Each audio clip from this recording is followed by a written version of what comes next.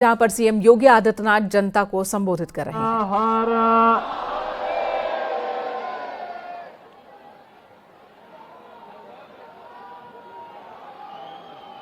लोकप्रिय सांसद सुश्री बांसुरी स्वराज जी, उत्तर पश्चिम दिल्ली के लोकप्रिय सांसद श्री योगेंद्र चंदोलिया जी,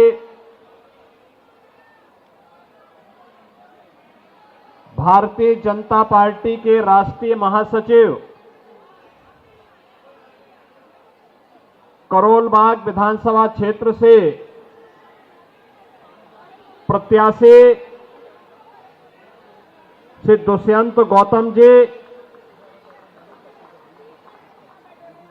चुनाव प्रभारी श्री रविंद्र गुप्ता जी, जिलाध्यक्ष सुनील कंकर जी, पूर्व मंत्री श्री सुरेंद्र राजावाल जी, निगम पार्षद श्री मनीष चड्डा जी, भारतीय जनता पार्टी के सभी मंडल अध्यक्षगण, भारी संख्या में करोल बाग विधानसभा क्षेत्र से अपना आशीर्वाद प्रदान करने के लिए उपस्थित मेरे सभी बहनों और भाइयों, मैं कल सायकाल ही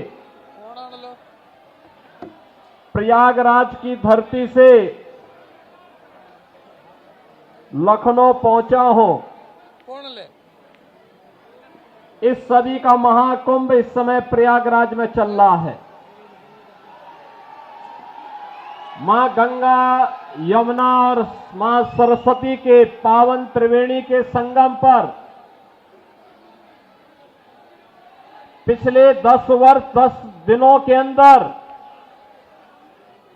लगभग 10 करोड़ श्रद्धालुओं ने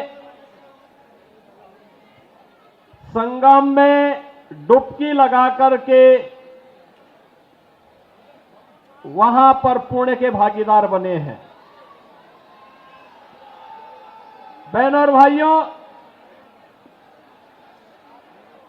अगले 35 दिनों तक यह सिलसिला चलेगा और इन 35 दिनों, कुल 45 दिनों में प्रयागराज की धरती पर 45 करोड़ श्रद्धालु आकर के पुण्य का भागीदार बनेगा। ये डबल इंजन सरकार, भारतीय जनता पार्टी की डबल इंजन सरकार आस्था को सम्मान देकर के अर्थव्यवस्था का उन्नयन करने का कार्य कर रही है। ये केवल भारतीय जनता पार्टी कर सकती है। आस्था का भी सम्मान है और अर्थव्यवस्था को उसके माध्यम से एक नई गति देने का भी वहां माध्यम बना हुआ है। उत्तर प्रदेश सरकार और केंद्र सरकार ने मिलकर के महाकुंभ के महाआयोजन में 7,500 करोड़ रुपए खर्च किए, लेकिन इससे उत्तर प्रदेश की अर्थव्यवस्था में 2 लाख करोड़ रुपए से अधिक की वृद्धि होने वाली है। लाखों नौजवानों के लिए नए रोजगार का सृजन होने वाला है।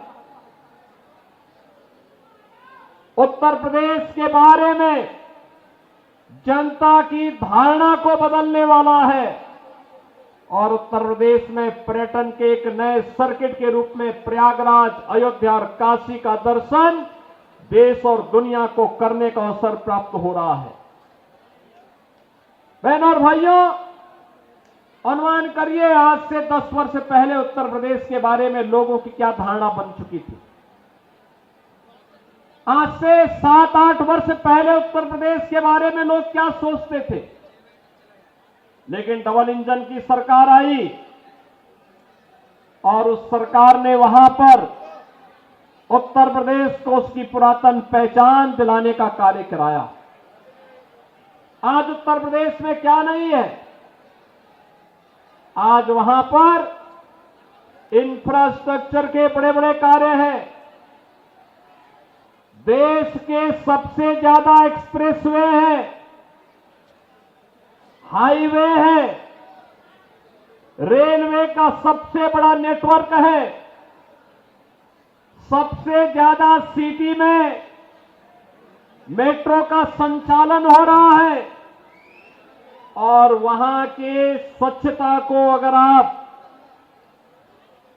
तुलना करेंगे तो आपको आज नजर आएगा, ज्यादा दूर मत जाइए, दिल्ली से लगे हुए उत्तर प्रदेश के महानगरों को देख लीजिए और दिल्ली के अंदर आम आदमी के कारनामों को आप तुलना कर लीजिए तो आपको अंतर स्पष्ट नजर आ जाएगा।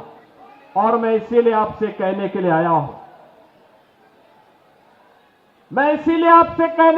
हूं, दिल्ली की यात्रा आज से प्रारंभ नहीं होती। 5000 वर्षों का इतिहास है दिल्ली का। दिल्ली की 5000 वर्षों के इस इतिहास में कभी ये दिल्ली इंद्रप्रस्थ के रूप में जानी जाती थी। ये दिल्ली अपने वैभव के लिए जानी जाती थी।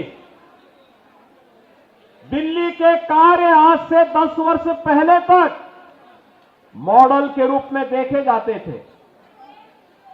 लेकिन बहनों और भाइयों, आज मुझे जब दिल्ली चुनाव प्रचार की दृष्टि से तमाम मार्गों को जाना पड़ा तो यहां पता ही नहीं लग रहा था कि सड़क है या गड्ढा है, गड्ढे में सड़क है या सड़क में गड्ढा है। और इसीलिए मुझे 1 घंटा लेट हुआ आज के कार्यक्रम में आने में। मैं भौचक था यहां पे देख करके कि राष्ट्रीय राजधानी दिल्ली की सड़कों की दुर्गति। और बहनों और भाइयों, यही नहीं, जब मैंने सड़कों पर गंदगी का ढेर देखा, कूड़ा पड़ा हुआ है, प्लास्टिक से सड़कें पटी हुई है, गंदगी का ढेर जगह जगह लगा हुआ है, गंदगी के बड़े बड़े पहाड़ दिखाई दे रहे हैं, सीवर लाइन सड़कों पे बह रही है। और दिल्ली, अभी तो ये जनवरी चल रहा है, आप देखना फरवरी के बाद जब पेयजल का संकट आता है, टैंकर माफिया यहां पे हावी होगा, तब का क्या दृश्य होता है। बहनों और भाइयों, ये दुर्गति करने का सबसे बड़ा अपराधी कोई है तो और कोई नहीं, अरविंद केजरीवाल नाम का जीव इसका सबसे बड़ा अपराधी है, सबसे बड़ा अपराधी है। बहनों और भाइयों, यहां झूठ बोलने की एटीएम है। सुबह से लेकर सायकाल तक एक से एक झूठ को बड़ी होशियारी के साथ गढ़ने वाला व्यक्ति है। और पिछले 10 वर्षों में दिल्ली की जनता को कैसा झूठों वायदे करते करते उन्होंने दिल्ली को नरक बना दिया है। और दिल्ली के आम आदमी पार्टी की सरकार के कारनामों का पाप आज उत्तर प्रदेश के मथुरा, वृंदावन जैसी पावन नगरी और आगरा जैसी पर्यटन नगरी को ही भुगतना पड़ रहा है।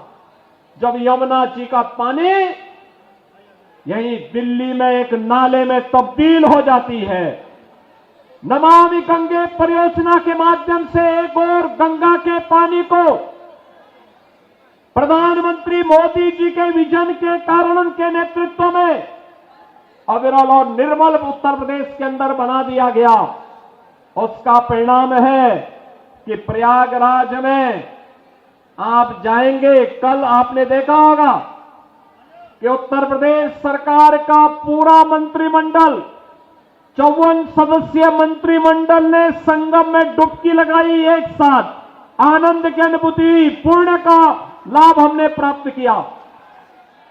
इसलिए क्योंकि अब प्रयागराज में मां गंगा का जल बहुत शुद्ध है। त्रिवेणी में जल बहुत शुद्ध है। नमामि गंगे परियोजना का लाभ वहां लिया गया, उसे पूरी ईमानदारी के साथ लागू किया गया। लेकिन दिल्ली के अंदर यमुना की शुद्धि हो, इसके बारे में कभी कोई चिंता से अरविंद केजरीवाल ने और उनकी टीम ने नहीं किया। मैं पूछना चाहता हूं और मैं उनसे चुनौती भी देता हूं, जैसे उत्तर प्रदेश के प्रयागराज की त्रिवेणी में उत्तर प्रदेश सरकार के सभी मंत्रियों ने कल मेरे साथ डुबकी लगाई है। अरविंद जी, एक दिन आप भी अपने मंत्रियों के गिरोह को लेकर के जाइए और यमुना जी में डुबकी तो लगाइए थोड़ा। दिल्ली की जनता भी देखेगी कि आपने अपनी विरासत की इस पावन नदी को कहां रख करके छोड़ा है। ये दिल्ली की सड़कों पर बह रहा सीवर, दिल्ली के अंदर आसन्न पेयजल का संकट, गंदगी का ये ढेर, गड्ढों में तब्दील सड़कें आम आदमी पार्टी के उन कारनामों को बताता है जिसके लिए लगातार भारतीय जनता पार्टी लगातार आवाज उठाती रही है। बहनों और भाइयों, आज आप तुलना करना चाहेंगे, केवल एक तुलना आप इससे कर सकते हैं। दिल्ली में ओखला औद्योगिक नगर भी है। पिछले 10 वर्ष में वहां कोई नया उद्योग नहीं आया।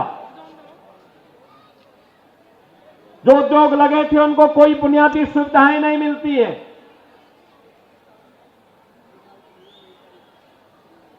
और एक न्यू ओखला के रूप में, नोएडा के रूप में आप जानते हैं।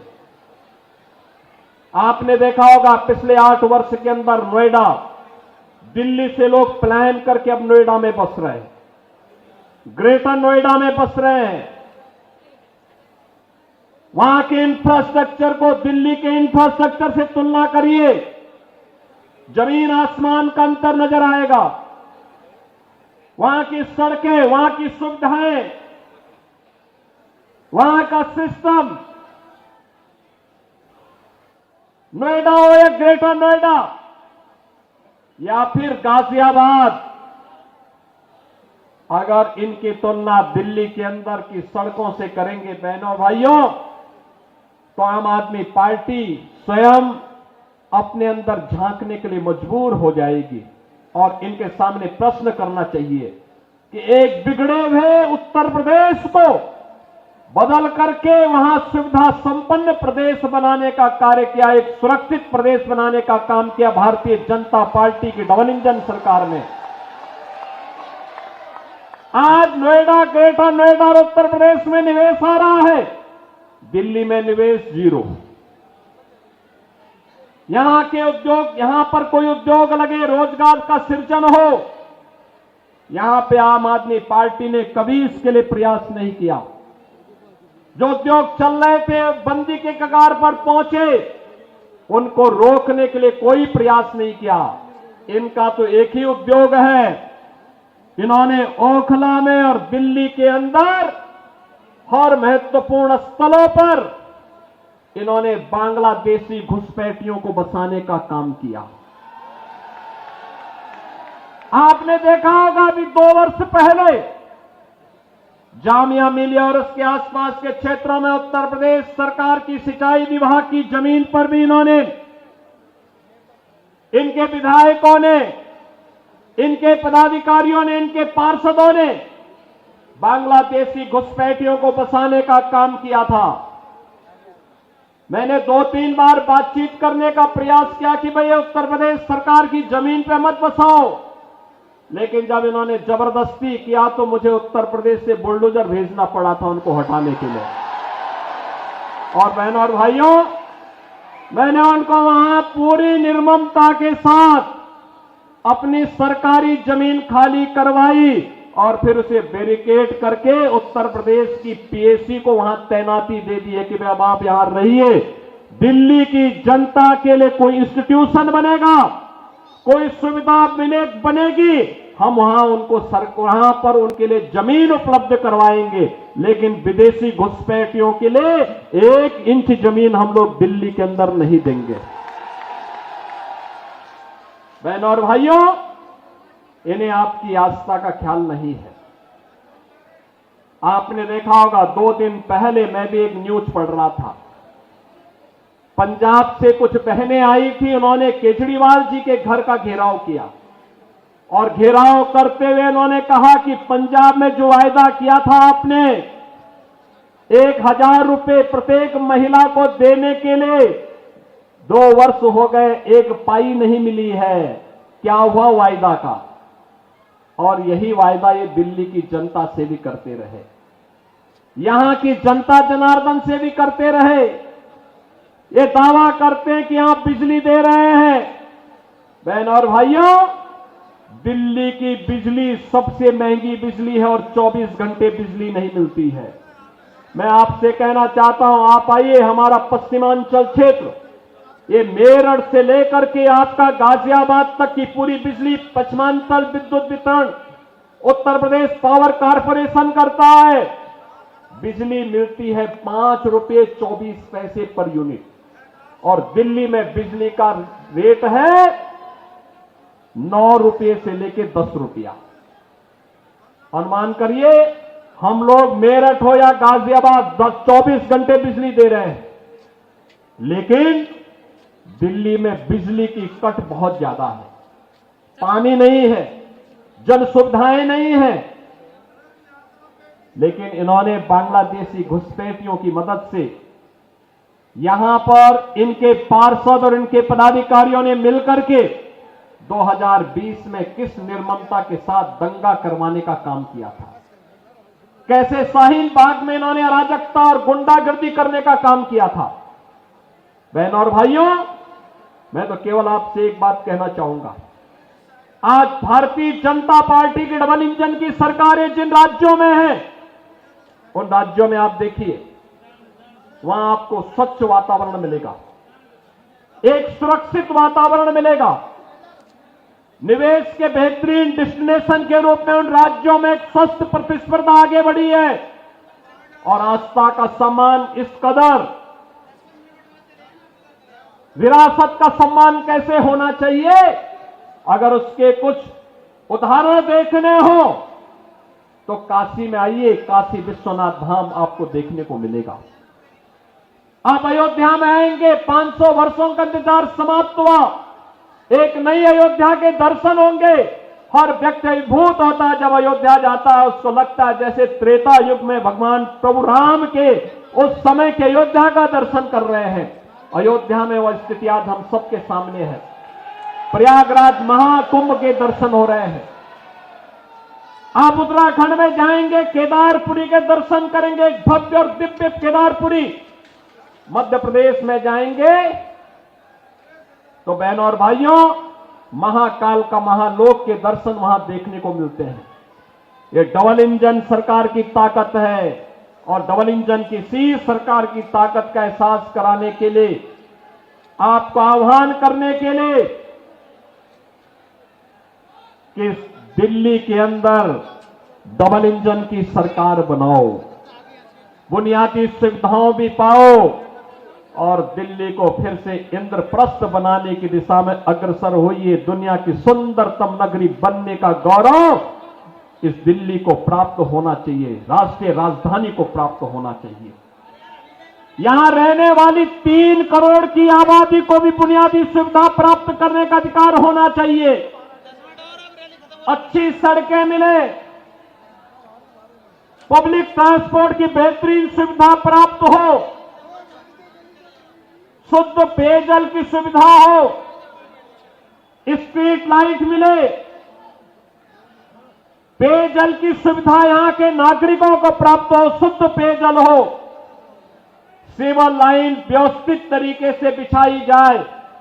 इसके लिए अपने उत्तरदायित्व का निर्वहन केवल डबल इंजन की भारतीय जनता पार्टी की सरकार कर सकती है और इसके लिए प्रधानमंत्री मोदी जी के नेतृत्व में जैसे भारतीय जनता पार्टी की तमाम राज्य सरकारों ने कार्य करना प्रारंभ किया है, उसी तर्ज पर दिल्ली के अंदर भी भारतीय जनता पार्टी की सरकार बने, इसके लिए यहां पर दिल्ली की जनता ने अरविंद केजरीवाल जी लोकसभा चुनाव में एक टेलर दिखाया है। 7 की 7 सीट भारतीय जनता पार्टी के कमल चुनाव चिन्ह को खिलाने का काम की है। याद करिए, लोकसभा चुनाव के पहले उन्होंने ताल ठोक करके कहा था कि मैं क्यों इस्तीफा दूं, ये तो जनता तय करेगी। तो जनता तो उसी समय तय कर चुकी है, लोकसभा चुनाव में तय कर चुकी है। जनता जनार्दन ने लोकसभा चुनाव में 7 की 7 सीट भारतीय जनता पार्टी को विजयी बना करके भेजा है। और अब मैं आपसे कहना चाहूंगा कि आपने सुश्री बांसुरी स्वराज जी को भी और श्री योगेंद्र चंदोलिया जी को भी लोकसभा चुनाव में विजयी बना करके दिल्ली की सभी 7 सीटों पर कमल खिलाने का काम किया। और आज जब विधानसभा का चुनाव चल रहा है दिल्ली के अंदर, आप सबसे मेरी यही अपील है कि राष्ट्रीय राजधानी देश और दुनिया के राष्ट्राध्यक्ष आते हैं, दुनिया के राष्ट्राध्यक्ष आते हैं, पूरा देश दिल्ली आता है। दिल्ली एक मॉडल के रूप में बने, ये मोदी जी के विजन से ही संभव हो सकता है। उन्हीं के नेतृत्व में संभव हो पाएगा।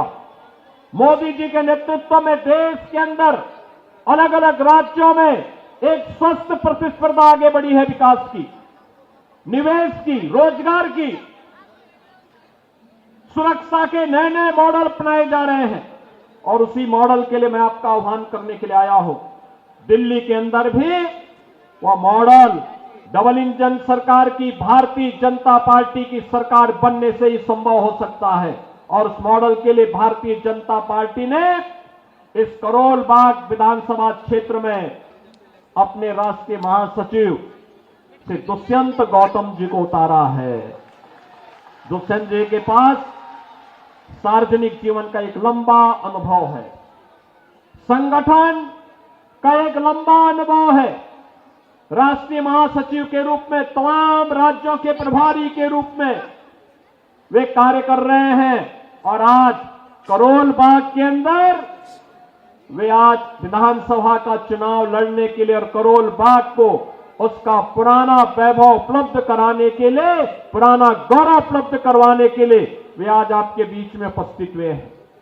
भारतीय जनता पार्टी ने उन्हें अपना प्रत्याशी बना करके आपके बीच में, उन्हें यहां पर आपके बीच में उतारा है। आपका आशीर्वाद दुष्यंत जी को प्राप्त होगा, सभी लोगों को होगा, सभी लोगों को होगा। बहनों और भाइयों, देखिए, ये गौरव केवल भारतीय जनता पार्टी दिला सकती है। मैंने आपको बताया, अयोध्या में इंटरनेशनल एयरपोर्ट का नामकरण भगवान वाल्मीकि जी के नाम पर है, ये मोदी जी ने किया है। संत रविदास जी की जो पावन जन्मभूमि है चीर गोवर्धन काशी में, आज आप जाकर के देखिए, प्रधानमंत्री मोदी जी के विजन के अनुरूप कितना सुंदर और सुविधाओं से युक्त संत रविदास जी की पावन जन्मस्थली बन गई है। बाबा साहब भीमराव अंबेडकर के पंच तीर्थों को बनाने का काम भी प्रधानमंत्री मोदी जी के नेतृत्व में भारतीय जनता पार्टी की सरकारों ने किया है। ये कांग्रेस हो या आम आदमी पार्टी, ये केवल धोखा देकर के बाबा साहब का अपमान करने वाली पार्टियां हैं। और इसलिए मैं आपसे कहना चाहूंगा कि आज उस विरासत के सच्चे प्रतिनिधि के रूप में श्री दुष्यंत गौतम को भारतीय जनता पार्टी ने करोल बाग विधानसभा क्षेत्र में आपके सामने, आपके बीच में आपकी सेवा के लिए उतारा है। आपका आशीर्वाद श्री दुष्यंत गौतम जी को प्राप्त होगा। दोनों हाथ ला करके यहां पे आश्वस्त करिए, दोनों जहां तक मेरी आवाज जा रही है, दोनों हाथ ला करके अपना आशीर्वाद श्री दुष्यंत गौतम जी को दीजिए। देंगे? दोनों हाथ ला करके बोले, मेरे साथ बोलेंगे, भारत माता की, भारत माता की, जय श्री राम, जय जय श्री राम।